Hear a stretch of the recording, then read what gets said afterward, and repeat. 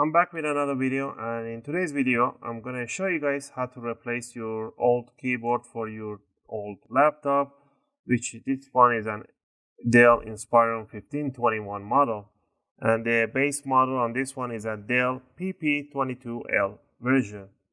And I'm gonna keep this video really short and show you guys how to replace your keyboard. If you have a keyboard that is some keys are working or something like that, or none of them is working, this video is for you.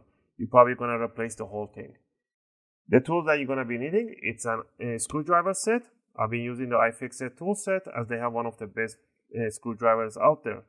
We're going to be using a Phillips number 1.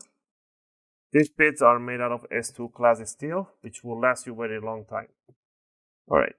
And you're going to be using a bit flat screw, any flat screw which is a short one, you're going to be using it.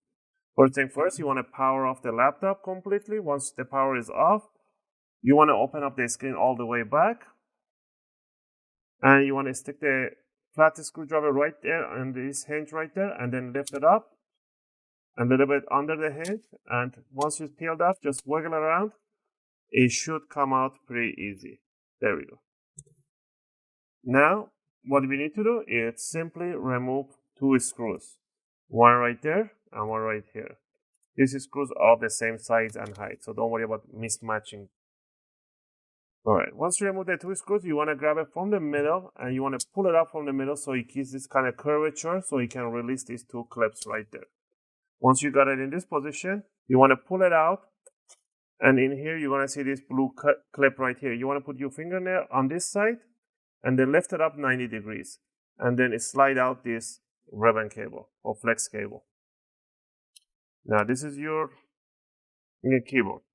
The model number on this one, the part number is an ONK764, or I think it's an O or 0.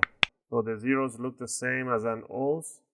So it could be a 0NK764 or is an ONK764. I'll try to find the link for this one, and I'll leave it in the video description. Once you got the new keyboard in, leave it with an offset position. Make sure the lock is in an upward position. You slide the cable right underneath from the back. Make sure it's all the way in nicely. And then you want to just lock it down. Bring the bottom end, slide it right on the palm rest. Grab it from the middle, push down this side so it goes under the clip. Hold it in the middle, push down this side, and put the 2 screws right on the top of this keyboard. And the last thing would be to put the cover back on. To put the cover back on, again, open it all the way back. Stick this side down, and then just push it down. Make sure it does clicks. I hope you guys liked this video and it helped you guys to do your own replacement for the keyboard. If it did, please click that like button and think about subscribing. It really helps and motivates me to make more videos and take requests from you guys.